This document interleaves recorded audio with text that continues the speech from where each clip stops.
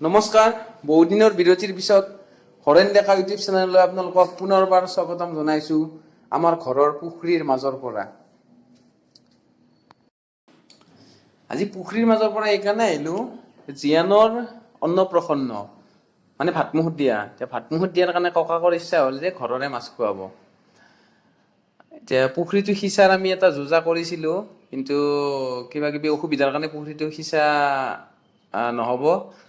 এতিয়া আমাৰ মামা এজনে জালখন আনিছে, জালখনত তেওঁক কিবা এটা দিলে হ'ব ভাড়া। এতিয়া তেওঁ আহিছে আৰু লগত এইজন আহিছে, আৰু আমাৰ গাঁৱৰে মোৰ বন্ধু গগন আৰু আছে আমাৰ দাদা চাদা দুটামান আছে। চবেই মিলি জুলি আমি এতিয়া মাছ ধৰা লাগি আছোঁ।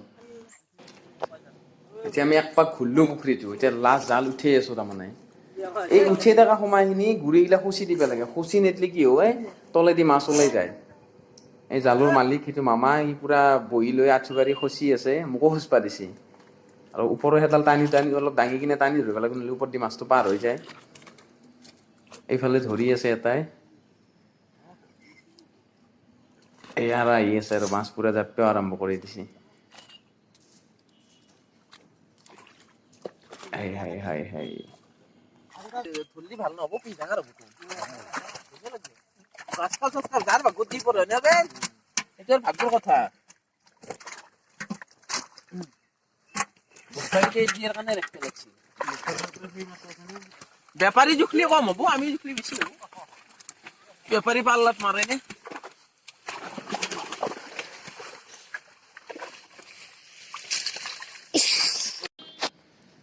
মাছ ধৰা হৈ গ'ল। যে আমি পেণ্ডেলৰ কাম আৰম্ভ কৰিছোঁ।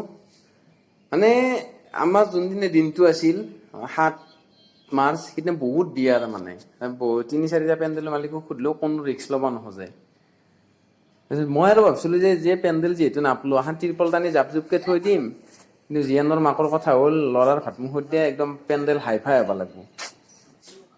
এতিয়া মাকৰ কথাটোতো ৰাখবাই লাগিব নে। তো মই 2004, 5, 6 এইকেইটা বছৰ মানে মেট্ৰিক দিয়াৰ পৰা হাই ছেকেণ্ডাৰী পঢ়ি থকালৈকে আৰু পেণ্ডেলত কাম কৰিছিলোঁ। পেণ্ডেলৰ আইডিয়াটো পূৰা আছে। যোনটো মালিকৰ তাত কৰিছিলোঁ, সেই দিনেশ দা, কলমলিৰ দিনেশ দাৰ পৰা বস্তুখিনি ভাড়াত আনি, দিনেশ দা ক'লে তুমি নিজে বনাই ল'বা, গাঁৱৰ আৰু কাৰোবাক 2জন মানুহক লগত লৈ। সেই ঘৰৰে বাঁহ কাটি আৰু আমাৰ এই দুটা লোক, আমি তিনিও মিলি আৰু পেণ্ডেলৰ কাম আৰম্ভ কৰি দিছোঁ। আৰু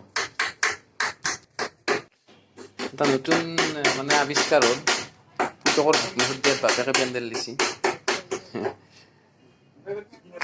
আমাৰ চাউল জাৰি আছে, আমাৰ ঘৰৰে বৌ, এটা মাহী, ধানো বানি, ঘৰৰে ধান, ঘৰৰে চাউল, মানে একদম পূৰ্ণ প্ৰস্তুতি চলি আছে ভাতমুখত দিয়াৰ। মাজত আৰু এটা দিন বাকী। এইফালে আৰু বস্তিৰ ফালে মাছ পাতি আছে আমাৰ অক্ষেদা, চাহ মানুহ বহুত, আৰু হিচাপ কৰি আছে আমাৰ ভিনদেউ। চব বস্তুৰে, চব কামৰে মানে একোটা মানে কি প্ৰপাৰ যোগাৰ লাগে।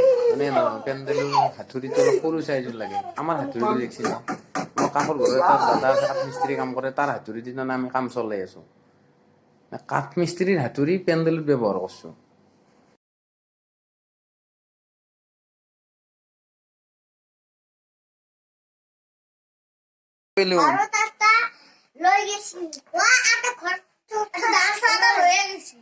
কোনে হিচাপটো ৰাখবি? কোন যাবি ধৰাৰ লগত? কোন যাবি?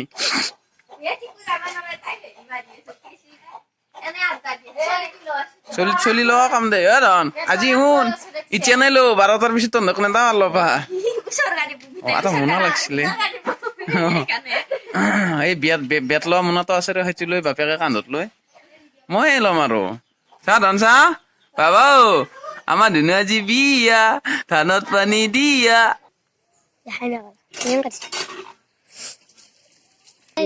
অংকটো ঠিকে আছে, জানো টেনচন দিলি নে মাংস নালাগে নালাগে। ৰঙালাও কেতিয়া আনছ না? 25টা নেকি আনছো। গগনে 2টা বস্তা ভৰাইছে। কিয় বা 2টা দিব? কৈ দিম বাৰিষা চলি যাব। কালি 10 টকা কেজি দিছে মাত্ৰ